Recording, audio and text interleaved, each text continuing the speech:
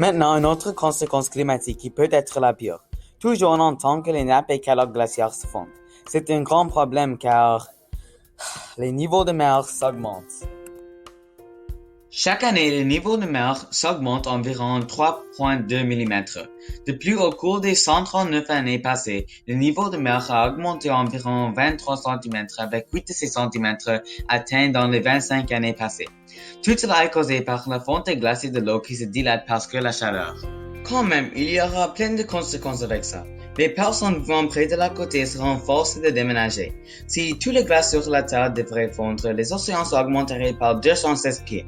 Ça c'est peu probable et ça prendra au moins quelques siècles, mais ça peut inonder les places comme Maurice, Floride et Hawaï si on continue avec nos habitudes.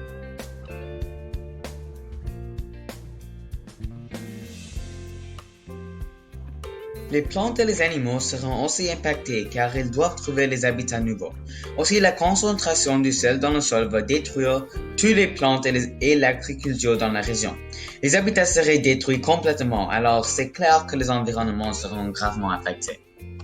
Les frais de cela seront extrêmement coûteux à cause des ressources naturelles et l'infrastructure endommagées ou perdues comme les maisons, les bâtiments, les ponts, les aéroports, etc. Qui va bien sûr affecter l'économie. Mais les pays comme Canada devraient aussi dépenser de l'argent parce que nous serions plein des réfugiés climatiques qui viendraient pour la sécurité. Il y a déjà les efforts en place pour éviter ces conséquences. Ils construisent les digues et ils plantent la végétation comme les mangroves qui absorbent l'eau. L'impact de ces catastrophes naturelles seront énormes. L'impact aux environnements, les économies, les sociétés est beaucoup plus.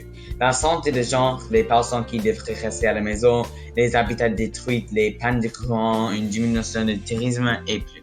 Avec tous ces problèmes, il y a bien sûr les solutions que j'ai mentionnées brièvement, mais nous avons besoin d'une solution durable. Vous pouvez acheter les voitures et les appareils qui sont fabriqués et utilisés avec l'efficacité énergétique en tête. Utilisez les modes de transportation comme les bicyclettes et la transportation publique et faire passer le mot pour que tout le monde puisse essayer à réduire les émissions de carbone pour atteindre notre but commun de sauver la Terre de le changement climatique. Merci pour votre attention et j'espère que vous savez un petit peu plus à propos du changement climatique et les conditions météorologiques extrêmes et ce qu'on peut faire pour changer nos habitudes et de ne pas faire les mêmes erreurs qu'au passé. Merci.